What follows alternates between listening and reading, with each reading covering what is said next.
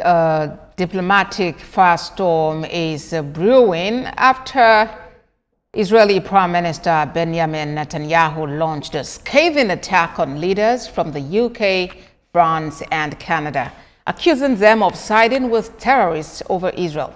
The remarks come amid rising global condemnation of Israel's military actions in Gaza. Israeli Prime Minister Benjamin Netanyahu is accusing some of his closest allies of siding with Hamas. In a video released on Thursday, Mr. Netanyahu singled out UK Prime Minister Keir Starmer, French President Emmanuel Macron and Canadian Prime Minister Carney, saying they have, quote, effectively said they want Hamas to remain in power, end quote. I could never understand how this simple truth evades the leaders of France, Britain, Canada, and others. They're now proposing to establish a Palestinian state and reward these murderers with the ultimate prize. You won't be surprised to learn that Hamas thanked President Macron and Prime Ministers Starmer and Carney for demanding that Israel end its war in Gaza immediately. The remarks come after the UK, France and Canada issued their strongest criticism yet of Israel's military offensive in Gaza, calling it disproportionate and warning of an intolerable humanitarian crisis.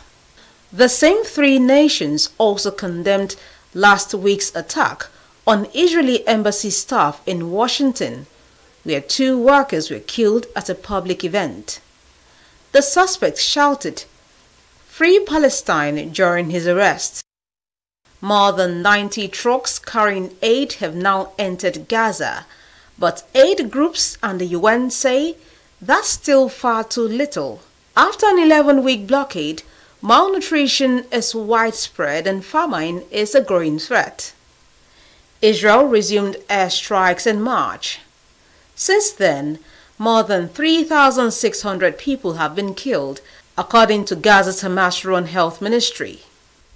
Even within Israel, Prime Minister Netanyahu is facing backlash.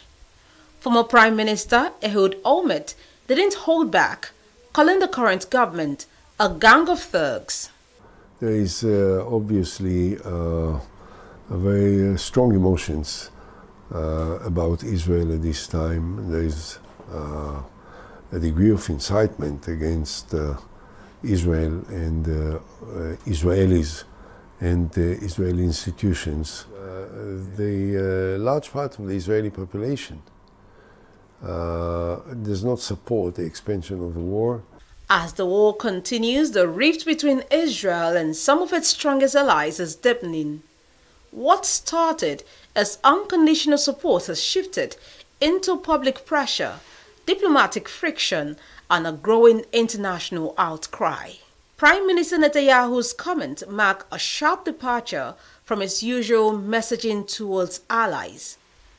As the humanitarian crisis worsens, the world's response and Israel's next move remain closely watched.